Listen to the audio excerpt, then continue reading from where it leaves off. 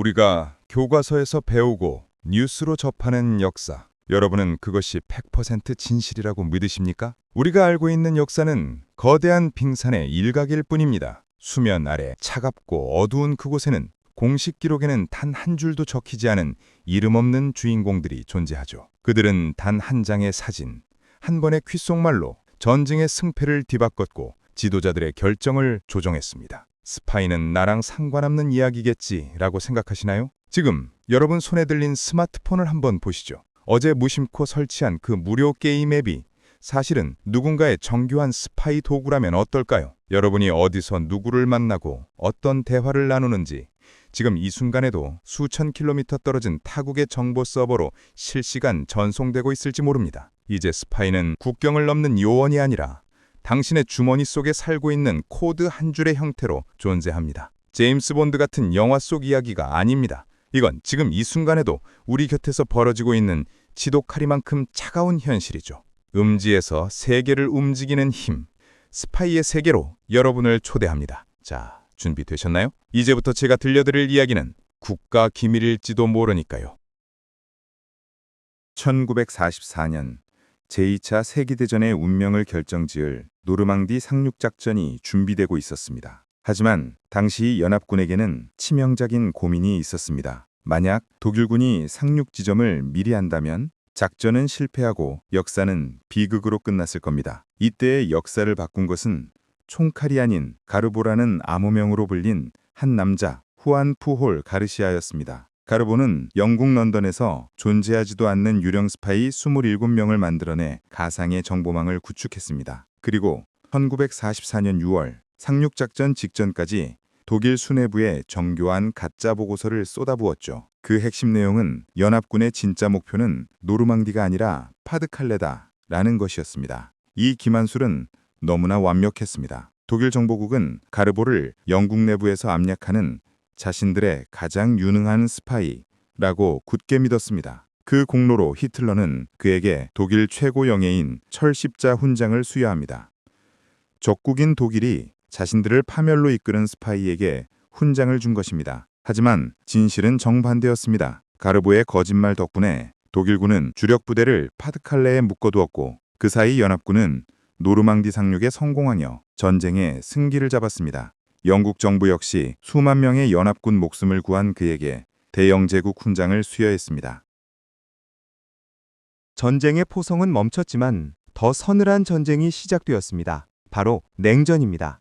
미국 CIA와 소련 KGB의 대결은 지구 전체를 거대한 체스판으로 만들었죠. 이 시기 스파이 역사상 가장 충격적인 사건은 케임브리지 5인방의 배신이었습니다. 영국 정보국의 고위 관부였던 킴 필비가 사실은 20년 동안 소련에 기밀을 바쳐온 스파이였다는 사실은 전 세계를 경악하게 했습니다. 냉전의 스파이들은 상상을 초월했습니다. 서로의 통신 케이블에 도청하기 위해 지하 터널을 파고 사소한 대화 하나를 캐내기 위해 목숨을 걸었죠. 하지만 그들의 암약이 인류를 구한 적도 있습니다. 1962년 쿠바 미사일 위기 당시 소련의 펜코프스키 대령이 넘긴 기밀 정보는 핵전쟁의 문턱에서 인류를 멈춰 세우는 결정적 계기가 되었습니다.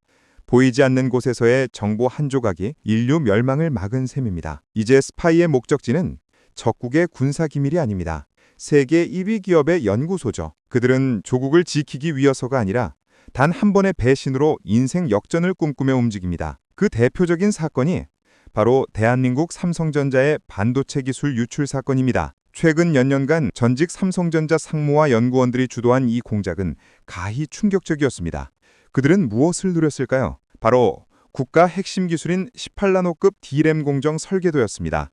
이를 위해 그들은 중국 자본과 손잡고 복제 공장을 세우려는 대담한 계획을 세웠습니다. 하지만 더 놀라운 건 그들의 수법입니다. 수조 원이 투입된 삼성의 첨단 디지털 보안망은 무용지물이었습니다. 그들은 스파이 영화처럼 해킹을 시도하는 대신 가장 원시적인 방법을 썼습니다. 보안구역 안에서 설계도를 자신의 노트에 볼펜으로 하나하나 적고 그려서 퇴근길 가방 속에 숨겨나온 것이죠. 수조 원의 가치가 담긴 대한민국의 미래가 낡은 노트 한 권에 담겨 국경을 넘었습니다.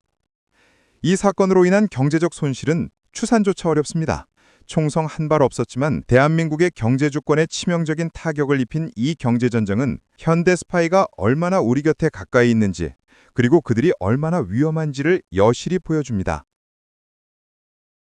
이제 트렌치 코트를 입은 스파이는 사라졌습니다. 오늘날의 스파이는 노트북 앞에 앉아 전 세계를 위협합니다. 무대는 국가 기밀을 넘어 기술로 옮겨갔습니다. 반도체, 2차 전지, AI 설계도를 훔치기 위해 기업 스파이들이 암약합니다. 수조 원의 연구비가 담긴 데이터가 USB 하나에 담겨 국경을 넘는 순간 한 국가의 미래 먹거리는 통째로 사라집니다. 2010년 이스라엘과 미국의 정보기관으로 추정되는 세력이 이란의 심장부 나탄즈 원자력 발전소를 조준했습니다. 이곳은 외부 네트워크와 완전히 차단된 그야말로 철통 보안의 성역이었죠. 하지만 스파이들은 총 한 발 쏘지 않고 이곳을 초토화했습니다. 어떻게 가능했을까요? 바로 스톡스넷이나 불리는 디지털 미사일을 USB 한 자루에 담아 내부로 침투시킨 겁니다. 이 악성 코드는 원전 제어 시스템에 몰래 잠입해 원심 분리기 1000개를 물리적으로 파괴해버렸습니다. 이란의 핵 개발을 수년 뒤로 늦추기 위해 세계 최초로 소프트웨어가 물리적 폭탄의 역할을 수행한 사건이었습니다.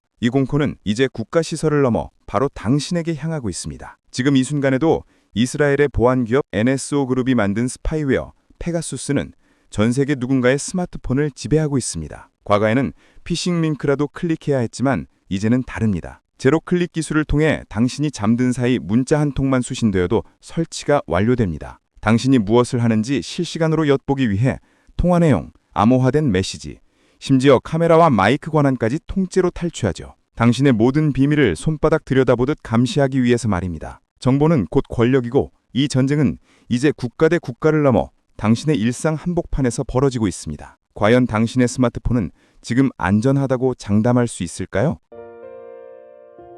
스파이에게 가장 완벽한 성공은 아무도 자신을 기억하지 못하는 것입니다. 그들이 임무를 완수했을 때 그들의 이름은 역사에서 지워집니다. 오직 실패한 자들만이 기록에 남는 비정한 세계. 우리가 누리는 평화 뒤에는 자신의 인생을 지우고 그림자로 살다간 이들의 치열한 투쟁이 숨어 있었습니다. 세상은 보이는 대로 흐르지 않습니다. 역사는 기록된 자들의 전유물이 아니라 기록되지 못한 자들의 숨가쁜 투쟁으로 완성되는 것일지도 모릅니다. 여러분은 스파이의 존재가 세상을 더 안전하게 만든다고 생각하시나요? 아니면 더 위험하게 만든다고 보시나요? 여러분의 생각을 댓글로 들려주세요. 오늘 이야기가 흥미로우셨다면 구독과 좋아요 부탁드립니다. 시청해주셔서 감사합니다.